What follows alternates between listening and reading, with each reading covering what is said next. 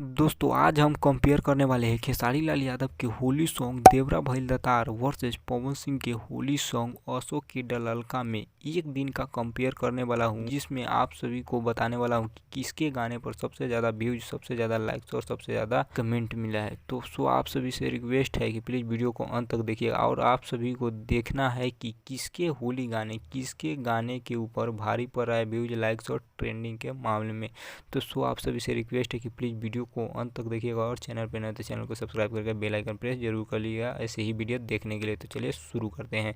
दोस्तों पहले बात कर लेते हैं पवन सिंह के होली सॉन्ग अशोक के डललका के एक दिन के रिपोर्ट का। दोस्तों पवन सिंह के इस होली सॉन्ग पर एक दिन में 2.2 मिलियन व्यूज मिला है और 1,65,000 लाइक्स मिला है।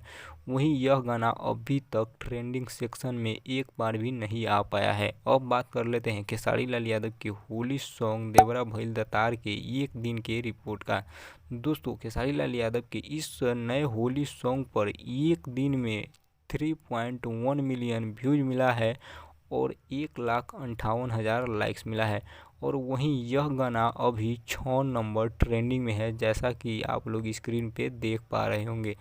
दोस्तों आप सभी को बता दें एक दिन में भी खेसारी लाल यादव के गाने भारी पड़ रहे हैं पवन सिंह के गाने के ऊपर में, चाहे वो व्यूज हो, चाहे लाइक्स हो, चाहे ट्रेंडिंग हो। तीनों मामले में खेसारी लाल यादव के गाने भारी पड़ रहे हैं पवन सिंह के होली सॉन्ग पर। आप सभी को कैसा लगा आप सभी कमेंट करके ज़रूर बताइएगा। दोस्तों एक बात आप सभी को और बता दें कि दोनों के गाने सेम टाइम में कल 7 बजे अपलोड किया गया था।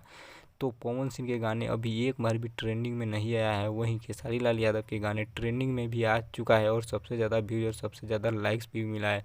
तो यह तो पूरी तरह से साबित होता है कि असली ट्रेंडिंग स्टार खेसारी लाल यादव है, यह पूरी तरह से साबित हो गया।